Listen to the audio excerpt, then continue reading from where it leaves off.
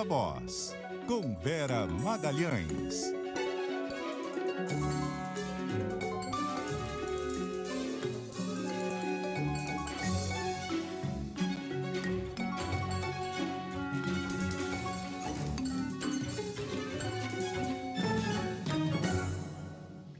Olá, muito boa noite. São 6h05.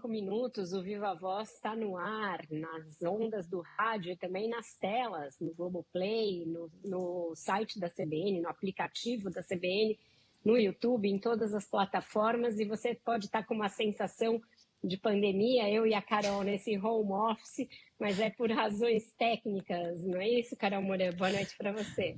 Boa noite. Técnicas e térmicas, né, Vera? Estamos abrigadas do calor em nossos respectivos aparelhos de ar-condicionado, as duas na mesma cidade, porém conectadas virtualmente, né?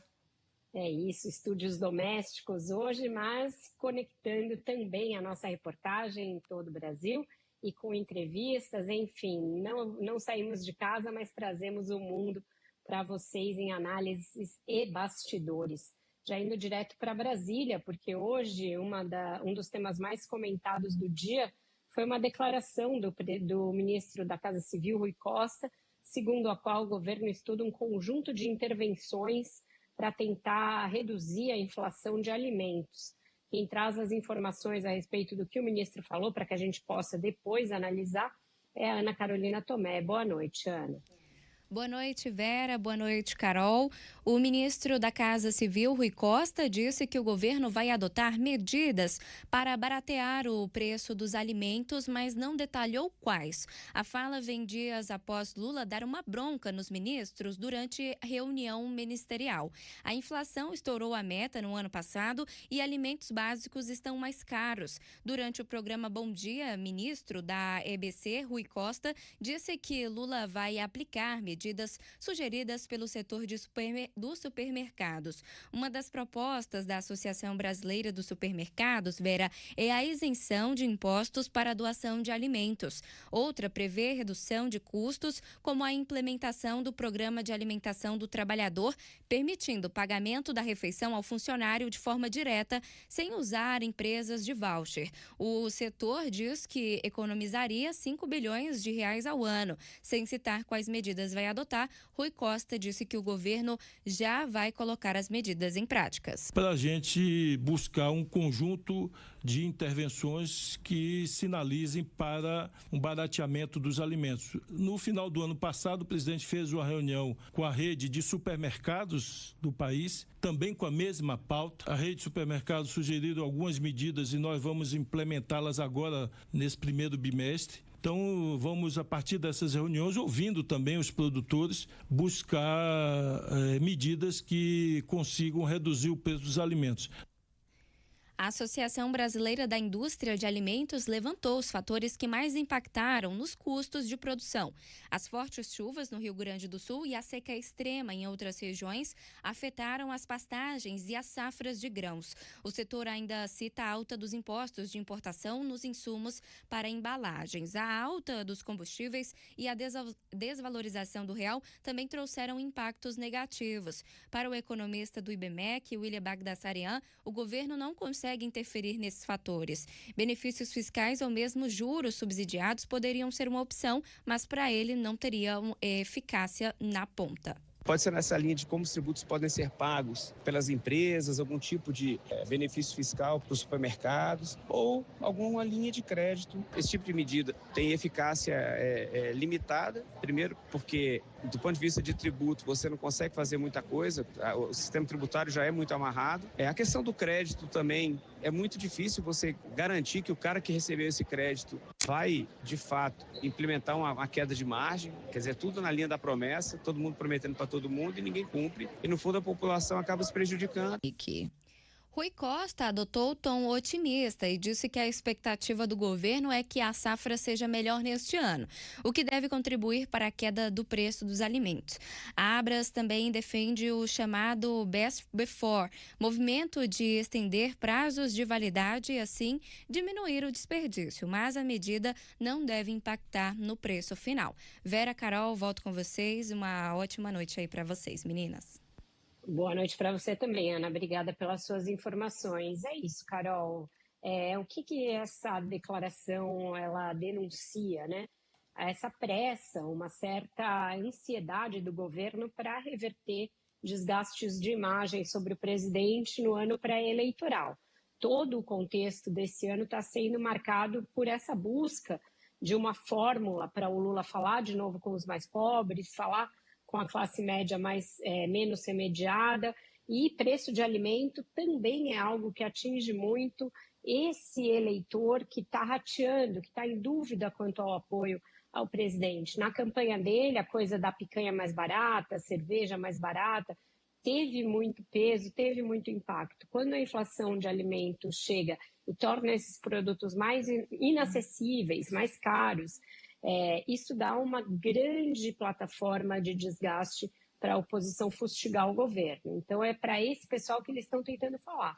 Qual é a dificuldade, né? A dificuldade é que você fazer intervenções no preço dos alimentos não é algo sustentável a longo prazo e muitas vezes não é algo eficiente. A gente viu no ano passado, tem uma história muito recente, muito emblemática, foi quando o governo tentou fazer leilões de arroz para criar um estoque regulador e fazer frente à perda de safra da enchente no Rio Grande do Sul.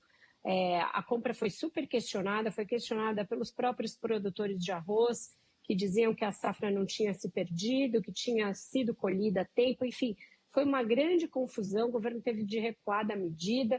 Essa coisa de estoque regulador é velha, é ineficaz, coisa de tabelamento ou congelamento de preços, idem. Então, eu não vejo quais sejam esses instrumentos. E usar a palavra intervenção traz à baila tudo aquilo que o mercado teme e tudo aquilo de que acusa o governo Lula, né? Pois é, depois o Ministério da Casa Civil até mandou uma nota dizendo que o ministro usou a palavra intervenção, mas que não era intervenção, seriam medidas. A gente que é mais antigo já fala intervenção, a gente já lembra logo do boi no pasto, de tabelamento, né? Aquelas coisas... Fiscal do Sarney. Aquelas coisas bem antigas. Acho que são medidas que podem ser bem-vindas, né, Vera? De tentar reduzir pontualmente ali alguns preços. Agora é um problema no mundo, diante dos extremos climáticos, de tudo que a gente está vendo. É um problema no mundo e que é claro que afeta diretamente o bolso do consumidor. Acho que é um grande fator para esse mau humor, né, da população com a economia, apesar da renda ter melhorado, do emprego ter melhorado. O governo acho que sabe disso. Agora, de novo, né, a gente cai naquele problema do governo anunciar as medidas ainda não muito bem alinhavadas, o que pode abrir um flanco para críticas, né?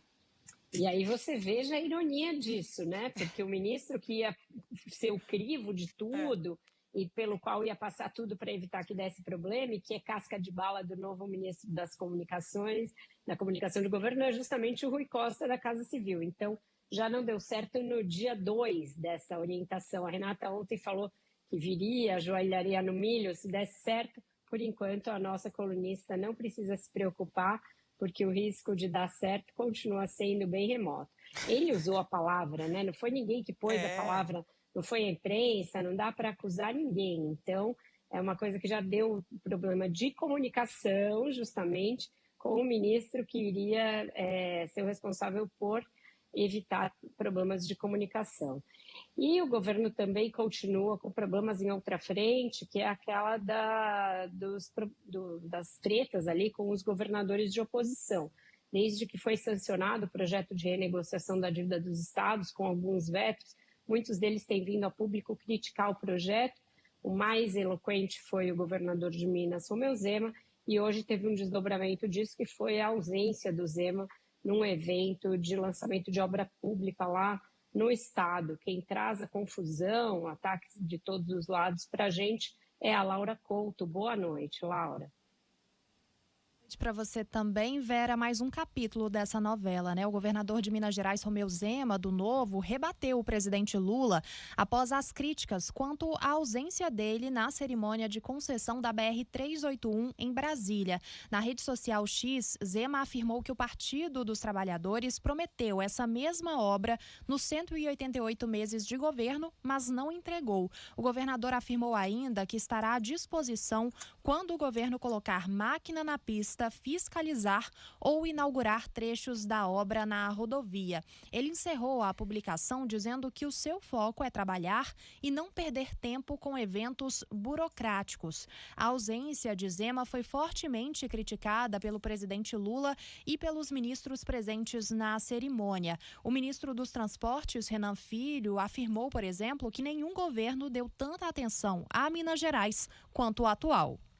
Para mim é até uma pena que o governador de Minas não esteja aqui nesse momento, porque nunca um governo de Minas Gerais recebeu tanta atenção do governo federal quanto o que o senhor está fazendo por Minas Gerais agora. Eu vi o governador de Minas muitas vezes cobrando investimentos, no governo passado e nesse agora, mas eu não o vejo na hora de dizer, cobrei justamente para estarmos aqui nesse momento. O que parece que a cobrança é mais política e menos pela obra. O presidente Lula também criticou Zema diretamente pela primeira vez. Isso porque, como você disse, Vera, Zema tem sido um porta-voz das críticas dos governadores da oposição ao programa de pleno pagamento de dívidas dos estados, a lei que repactua o pagamento das dívidas com a União. Durante o discurso, Lula disse que só Jesus Cristo faria o que ele fez pela dívida de Minas. A palavra obrigado é tão simples, mas para falar a palavra obrigado tem que ter grandeza.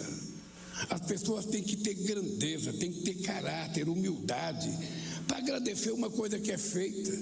Esse acordo das dívidas de Minas Gerais, dos estados como um todo, o governador de Minas Gerais deveria vir aqui, me trazer um prêmio como esse que o Clédio trouxe, porque o que nós fizemos para os estados que não pagavam a dívida, talvez só Jesus Cristo fizesse se ele concorresse à presidência da República desse país. Após a assinatura do contrato da BR-381, o senador Rodrigo Pacheco também se manifestou e enalteceu a atenção que o presidente Lula tem dispensado a Minas Gerais, em especial tanto pela concessão da rodovia quanto a sanção do Propag, que é de autoria do senador. Vera? Obrigada pelas suas informações, Laura. Nossa Senhora, aí é aquele puro suco de personalismo político, de um certo caudillismo, de lado a lado, né?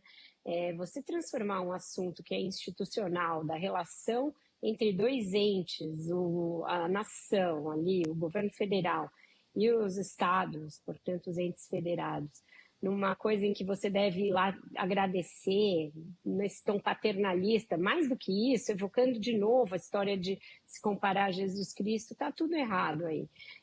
Se é uma coisa assim tão maravilhosa que deveria agradecer, ajoelhar no milho, ir lá e só Jesus faria, é sinal que para a União é ruim, né?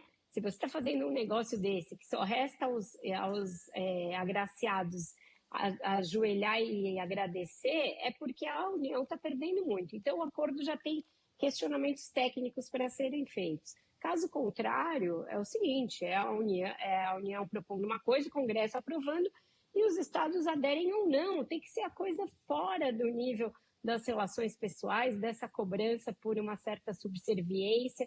Tudo é reduzido ao plano de quem é aliado e quem é oposição. Com isso, a institucionalidade perde, as relações ganham um caráter personalista que é muito ruim para o debate público e para o debate fiscal também. A gente fica sem saber se, afinal de contas, os acordos são sustentáveis, se eles têm justificativa ou se é esse negócio que o Estado estressa ao máximo a ideia de não pagar a dívida, que é o que Minas fez, e depois ainda recebe uma espécie de uma gratificação por isso, com condições de pai para filho, para renegociar. E até porque, né, Vera, esses investimentos são para a população de Minas, né? Não é para governador A, B ou C, investimento em estrada. E o perdão da dívida também, renegociação da dívida também é para o Estado e não para o governo de momento. Até porque essa dívida não é de hoje, é uma dívida que vem rolando aí há várias gestões e Minas a gente sabe que já foi governado por diferentes partidos, inclusive pelo PT. Exato, e é um dos estados que não conseguem equacionar essa questão. Voltando a Brasília, a reforma ministerial, que é um dos temas também que estão aí no cenário, estão colocados, inclusive nesse esforço do governo de montar o seu palanque para 2026, está avançando bem a conta-gotas e quem traz bastidores de como está essa negociação para a gente é a Samantha Klein. Boa noite, Samantha. Pois é, Vera e Carol, de fato, a conta-gotas é bem isso que você trouxe como expressão e ela é bem correta. No entanto, os movimentos estão acontecendo, Vera. Inclusive, o ministro Alexandre Padilha está encarregado de se reunir com líderes dos partidos do Centrão que estão na base aliada.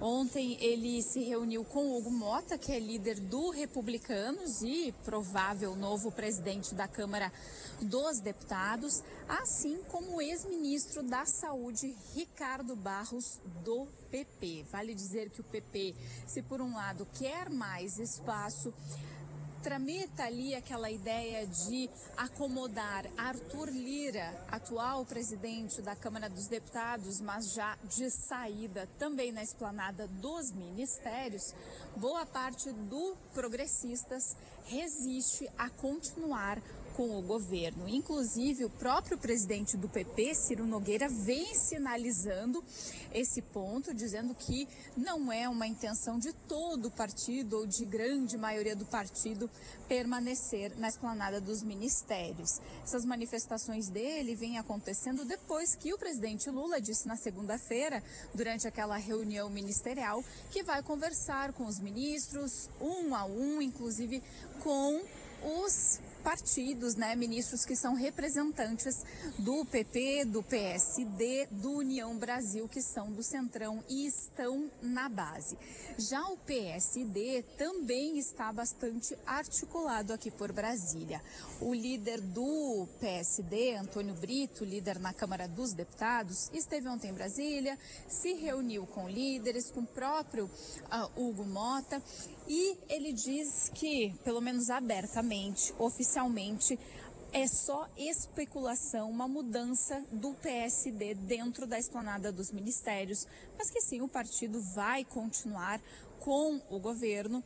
E é claro que o PSD vem ali pedindo mais espaço, já que ocupa o Ministério da Pesca como representatividade na Câmara dos Deputados. O objetivo do PSD é obter um cargo melhor para essa representação na Câmara dos Deputados, e é justamente isso que o presidente Lula está estudando. Um outro ponto é que tem uma previsão de que amanhã Lula se reúna com Gilberto Kassab, presidente do PSD.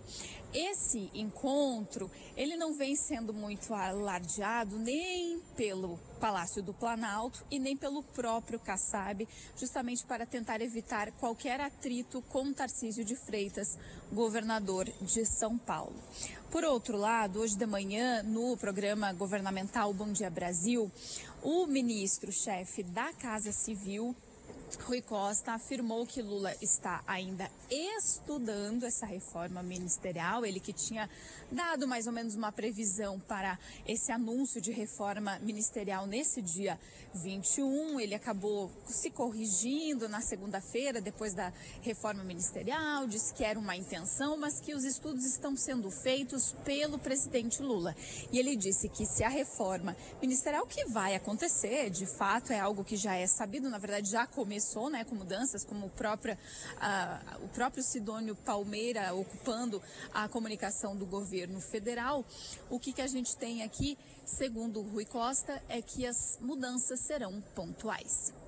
Se ele resolver fazer, serão mudanças pontuais, com foco, com olhar na melhoria da qualidade e eficiência das políticas públicas.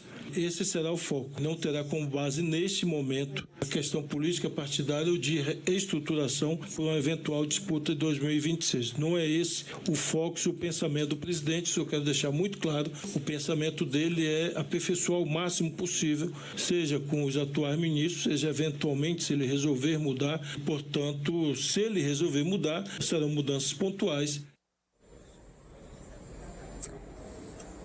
Vera e Carol, outro ponto que eu andei apurando por aqui é que é em relação ao Ministério da Saúde. Antes parecia muito claro que o presidente poderia retirar do cargo a ministra Nízia Trindade, mas pelo menos por enquanto esse objetivo teria arrefecido aqui no Palácio do Planalto. O presidente Lula pode dar mais tempo para a ministra, ela inclusive que já está se mexendo bastante em termos de comunicação, inclusive mais cedo ali no ponto final a gente já trouxe ali manifestação dela, né, falando inclusive sobre comunicação e trazer mais ações ao público quando o tema foi dengue, no caso aí que o governo e entidades da saúde estavam discutindo agora à tarde. Com vocês. Obrigada, Samantha, pelas suas informações. Eu também ouvi apurações bem parecidas com essas da Samantha, até aposto que a gente falou com as mesmas fontes, e eu achei maravilhoso esse negócio. Ah, não, o PSD da Câmara, que é uma posição melhor, porque só o do Senado é que tem... Então, além de todas as coisas de abrigar todos os partidos, Carol, você tem que abrigar a facção da Câmara e a do Senado. Vai precisar de 80 ministérios, mais ou menos, para agraciar todo mundo, e ainda assim não vai ter os votos. E o melhor é que o Kassab vai se reunir com o Lula escondido, né? Não, eu vou, mas não comenta, não deixa abaixo para não causar estresse, né? Exatamente. Vamos para o intervalo? A gente vai rapidinho, você fica com o noticiário da sua região, depois você porta o CBN e a gente volta já já falando dos Estados Unidos. E a gente está de volta com o Viva Voz, falando sobre o início do governo Trump, semana marcada pelas primeiras medidas do, agora de novo, presidente norte-americano. E para falar hoje com a gente a esse respeito, analisar essas medidas, o que está por vir, a gente recebe mais uma vez o Guilherme Casarões, ele é cientista político, professor da FGV e da Universidade de Brown, nos Estados Unidos. Boa noite, Casarões. Boa noite, Vera. Boa noite, Carol. Obrigado de novo pelo convite. Boa noite. Parece haver um certo alívio no mercado, depois a gente vai até falar sobre isso com nossa reportagem. O dólar fechou pela primeira vez abaixo de 6, pelo fato do Trump ainda não ter anunciado nenhuma retaliação tarifária que atinja o Brasil, enfim, ainda não ter colocado isso em prática. Mas os jornais norte-americanos dão conta de que isso está por vir, que tem uma espécie de contagem regressiva e que já em fevereiro a gente deve começar a ver essas tarifas. Essa questão comercial, Casarões, é um dos principais problemas. Eu nem sei se dá para a gente falar dos principais problemas, porque ele está atacando em tantas frentes, mas queria começar te ouvindo sobre essa guerra comercial aí que ele está prestes a implementar. Vera, esse foi o principal ponto de toda a campanha do Trump em 2024, né? Falar de tarifas contra parceiros, justamente para retomar a grandeza americana, a ideia de que, defendendo a economia americana dos produtos estrangeiros, isso poderia valorizar, por exemplo, a indústria dos Estados Unidos e resgatar o crescimento econômico, os empregos para o país. O problema das tarifas é que elas trazem consigo um componente inflacionário muito grande. Eu não sou economista, eu sou cientista político, eu olho as coisas pela ótica da política, mas assim, é meio óbvio que a partir do momento que você protege os seus mercados, aumenta eventualmente a taxa de juros e tenta de alguma maneira sobrevalorizar os seus produtos em prejuízo dos preços para o consumidor, isso acaba jogando, né, a economia numa situação de inflação, que foi um dos pontos que o Trump prometeu consertar, né? A crítica que ele fazia ao governo Biden, por exemplo, aparentemente não vai ser resolvida nesse primeiro momento. Agora, para o Brasil, de fato, essa primeira saraivada de medidas que o Trump tomou tem um impacto muito pequeno, porque ele fez ali, né, um conjunto de decisões de natureza administrativa, questões ligadas à diversidade no serviço público, meritocracia, fez alterações importantes na política migratória, na política ambiental, ainda não afetaram o Brasil de maneira direta, mas é muito reveladora a frase que ele falou para uma jornalista brasileira, quando perguntado sobre o Brasil, o papel que o Brasil vai ter, ele falou, olha, o Brasil precisa mais da gente do que a gente precisa do Brasil, nós não precisamos do Brasil.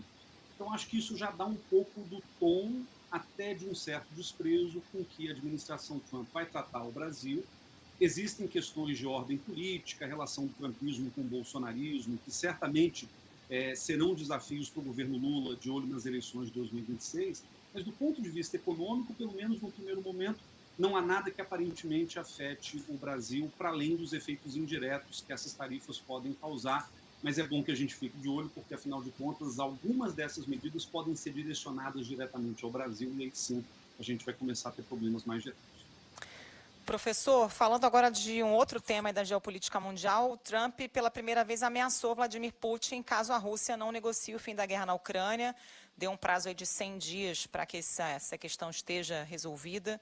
O senhor acha que há, de fato, alguma chance disso estar resolvido em pouco mais de 3 meses?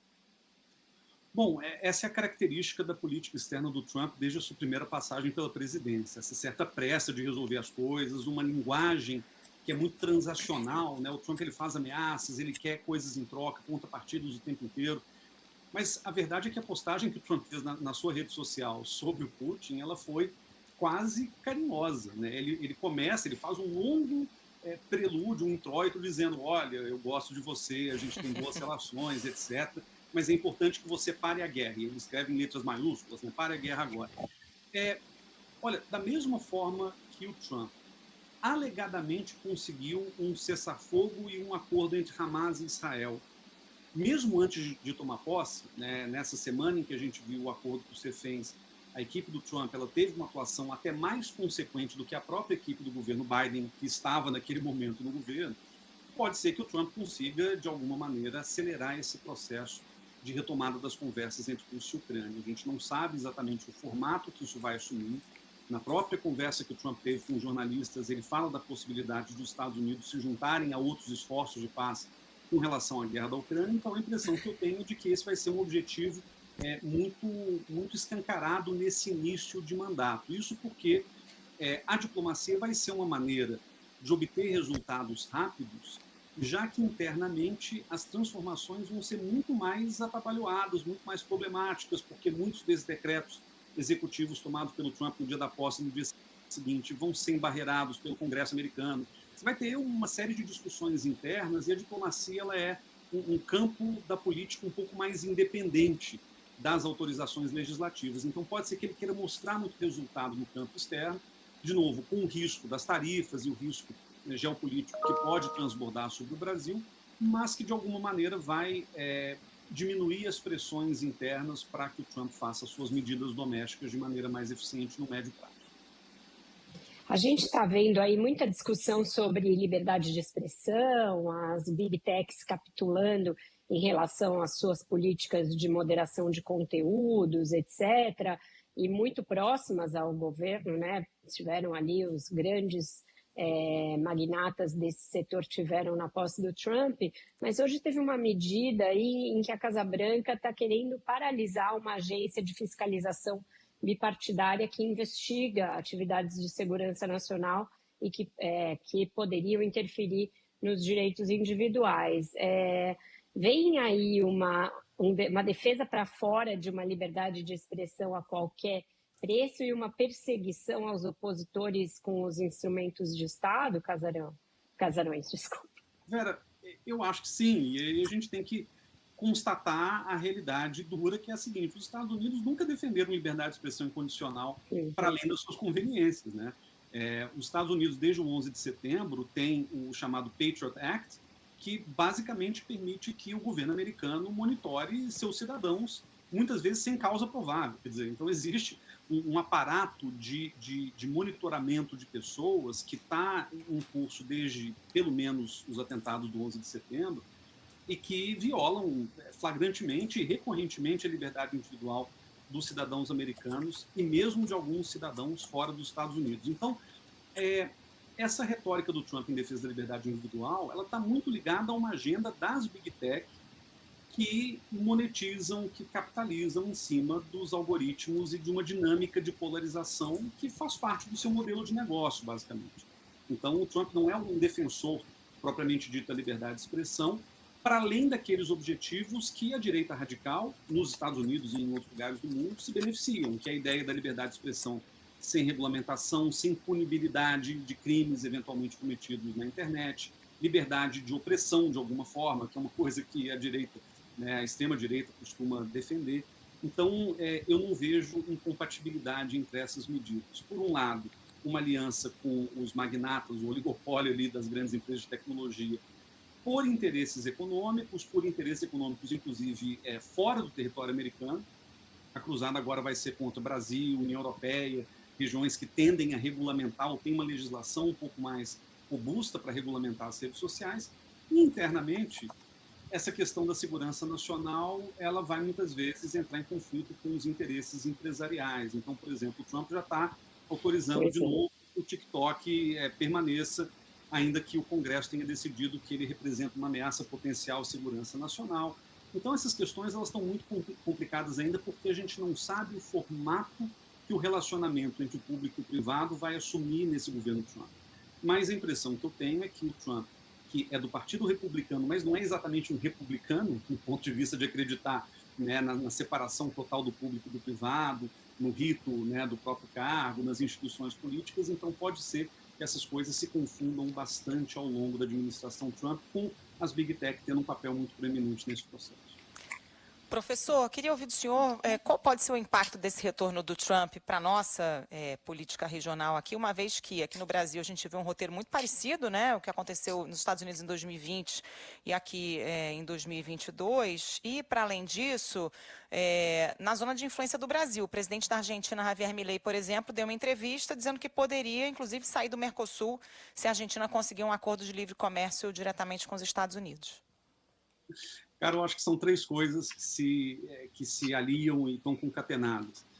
A primeira delas, existe um impacto político da eleição do Trump que passa pela emulação que o movimento bolsonarista faz do próprio trumpismo, o próprio entusiasmo com que Eduardo Bolsonaro, o ex-presidente Jair Bolsonaro, comemoraram a vitória do Trump, a saída deles agora para a posse de alguns deles, quando o Eduardo Bolsonaro esteve em Mar-a-Lago, né, no dia da contagem dos votos e da vitória do Trump. Então, essa relação política entre bolsonarismo e trumpismo é um dos elementos políticos de mais relevância para a gente poder pensar os impactos que isso vai ter na política nacional, principalmente no cenário eleitoral de 2026. Dificilmente o Trump vai reverter a inelegibilidade do ex-presidente Bolsonaro, mas certamente vai fortalecer o movimento bolsonarista que pode encontrar um novo representante para disputar as eleições do ano que vem. Uma segunda coisa é econômica, né? Quer dizer, o governo Lula já se vê aí em meio a uma agenda super complicada do ponto de vista econômico, que a chegada do Trump pode acirrar pela questão tarifária, pela questão inflacionária, pela volatilidade do dólar. Tudo isso vai pesar, já tem pesado para o governo Lula e tende a pesar ainda mais no futuro. E no plano regional, eu acho que tem duas coisas fundamentais para as quais a gente tem que dar atenção. Primeiro, Milei, como você lembrou, Milei é um aliado de primeira hora do Bolsonaro. Foi, inclusive, Eduardo Bolsonaro que fez a ponte entre Milei e Trump, quando o Milei ganhou a eleição na Argentina em dezembro de 2023. Foi Eduardo que fez a ligação de vídeo entre ele e o Trump. Então, existe uma sensação ali de uma articulação e até de uma dívida política com relação ao bolsonarismo. O Milei já tinha sinalizado uma hostilidade com relação ao governo Lula, e agora com essa fala de poder sair do Mercosul, eu acho que complica muito a posição brasileira no sentido de manter o bloco, né, unido, um bloco que já, a bem dizer, respira por aparelhos, mas ainda assim é um ponto importante da política externa brasileira que a gente gostaria de preservar. E a outra questão, eu acho, pensando em América do Sul, é a Venezuela. O Marco Rubio é o secretário de Estado do novo governo, ele tem uma visão sobre a Venezuela muito binária, muito maniqueísta, quer dizer, é o bem contra o mal, os comunistas e a esquerda no geral são o mal, a direita é o bem, e já se cogita ali nos círculos internos do trumpismo uma ação um pouco mais intervencionista, um pouco mais dura com relação à Venezuela, que pode inclusive envolver uma intervenção militar no país, que já tem sido pedida por alguns interlocutores do trumpismo. Isso para nós é um grande embaraço. Um embaraço porque o Brasil não vai embarcar numa intervenção militar na Venezuela, não embarcaria nem se fosse, eu diria, Bolsonaro presidindo o Brasil, porque é uma questão que envolve muitos elementos fronteiriços, questão indígena, questão amazônica, que para nós são muito caras, mas uma aventura militar americana na Venezuela vai colocar a América do Sul sob alerta, em profunda tensão, a gente não passa por isso há décadas, então para o Brasil também seria um problema com o qual o governo Lula, que já está se equilibrando em muitas outras coisas, vai ter que lidar também. Muito obrigada. Essa entrevista foi com o Guilherme Casarões, ele é especialista em relações internacionais, cientista político, professor da FGV aqui de São Paulo e também da Universidade de Brown, e que sempre desenha muito bem para a gente. Um prazer te ouvir. Já fica o convite para você voltar para destrinchar essa distopia para a gente, Casarões. Obrigado, Vera. Obrigado, Carol. Até a próxima. Boa noite. Até a próxima. E a gente já chama a reportagem em São Paulo, porque o André Pinheiro vai nos falar sobre o dólar, que fechou abaixo de 6 pela primeira vez desde novembro. E a explicação tem a ver com tudo isso que a gente discutiu com o Casarões. Boa noite, André. Oi, Vera. Boa noite para você, para a Carol e também ao nosso ouvinte. O dólar voltou a ser cotado abaixo dos R$6 pela primeira vez em quase 2 meses. A moeda norte-americana fechou o pregão desta quarta-feira valendo R$ 5,94, o que representa uma queda de 1,4% e o menor valor desde o dia 27 de novembro. Em boa parte, o movimento representa uma reação dos investidores a algumas medidas ensaiadas pelo presidente dos Estados Unidos, Donald Trump. Isso porque existia um temor de que o republicano já começasse o mandato impondo tarifas à China, União Europeia, México, Canadá e outros países. Como a guerra tarifária ainda não saiu do campo da retórica, o mercado começou a mostrar certo otimismo. O pico do dólar no Brasil foi em 3 de janeiro, quando a moeda valia R$ 6,18. A declaração de Trump cogitando aplicar uma tarifa de 10% sobre a China a partir de fevereiro provocou um alívio global nos mercados. O valor é bem menor do que os 60% que o presidente chegou a ameaçar impor. O presidente americano também considerou alíquotas de até 25% contra o México e o Canadá. As tarifas menores beneficiam as moedas de países emergentes. Com a expectativa de que Trump pode não ser tão rigoroso nas políticas tarifárias, o dólar tende a cair. O alívio foi global, porém mais forte nos mercados da América Latina, com o câmbio brasileiro se destacando entre todas as 33 moedas mais líquidas. Operadores mencionaram principalmente um ajuste técnico como motivo adicional para essa melhora, mas houve também menção à entrada de fluxo estrangeiro no país. Vera. Obrigada, André, pelas suas informações. A gente vai para mais um intervalo e volta já para o encerramento do Viva Voz. E a gente está de volta com o Viva Voz, falando agora sobre aquela audiência pública que o governo havia anunciado para discutir com as Big Techs, com as empresas de tecnologia, a questão da moderação de conteúdo. Parece que elas estão dando um baile no governo, ignorando um pouco o chamado para esse evento. Quem traz as informações para a gente é o Igor Cardin. Boa noite, Igor. Oi, Vera. Muito boa noite para você e para o nosso ouvinte. Pois é, eu diria até que ignorando completamente. As plataformas digitais não participaram da audiência pública sobre políticas de moderação de conteúdo realizada nesta quarta pela Advocacia Geral da União. O debate foi convocado após a Meta anunciar mudanças que trocam o sistema de checagem de fatos para o modelo de notas de comunidade nos Estados Unidos. Mais de 40 entidades e especialistas de diferentes áreas foram convidados. No entanto, as gigantes de tecnologia, como a Meta, o TikTok, o Kawaii, o X, o LinkedIn e a Alphabet, dona do Google e do YouTube, não enviaram representantes. Caso queiram, as empresas podem enviar contribuições sobre o tema até esta sexta-feira. O ministro da AGU, Jorge Messias, destacou que a ausência das plataformas não impedia o debate e a audiência aconteceu com a presença de professores, pesquisadores e organismos internacionais e agências de checagem de notícias. Eu quero dizer que as plataformas foram convidadas, não participaram, preferiram não participar desta audiência pública. É uma opção, nós respeitamos. Isso não interdita o debate, o diálogo que está sempre aberto. Eu recebi, inclusive, pessoalmente, o contato de algumas plataformas manifestando o interesse de continuar colaborando com o governo brasileiro, e isso é muito bom. Nós acreditamos que a solução dos conflitos, a solução dos grandes temas de interesse da sociedade só se dará a partir do diálogo sincero, direto, transparente. A ideia da audiência é coletar propostas de medidas que assegurem o cumprimento da legislação nacional e também a proteção dos direitos fundamentais. A AGU está preocupada com as possíveis associações entre doenças mentais, a orientações sexual e também identificação de gênero, também com contextos religiosos ou políticos. Além disso, o debate girou em torno do impacto do discurso de ódio, deepfake e fake news nas crianças e adolescentes. A professora de comunicação da Universidade Federal do Rio de Janeiro, Marie Santini, apontou para o perigo da falta de transparência das empresas e o cerceamento de informações e decisões impostas unilateralmente pelas plataformas digitais. A ausência de transparência que tem como objetivo eximi-las de responsabilidades. Os discursos das empresas induzem o entendimento de que a censura só poderia vir do Estado. Contudo, na realidade atual, as plataformas digitais se constituem como a principal estrutura de censura dos usuários na internet, decidindo unilateralmente o conteúdo que será moderado ou não. E mais grave, essas empresas detêm mais informações sobre seus usuários do que qualquer Estado-nação jamais sonhou em possuir sobre seus cidadãos.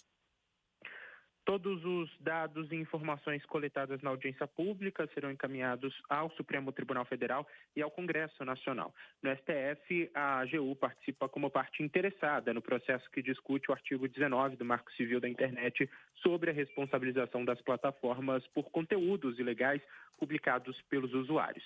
Vera e Carol. Obrigada, Igor, pelas suas informações.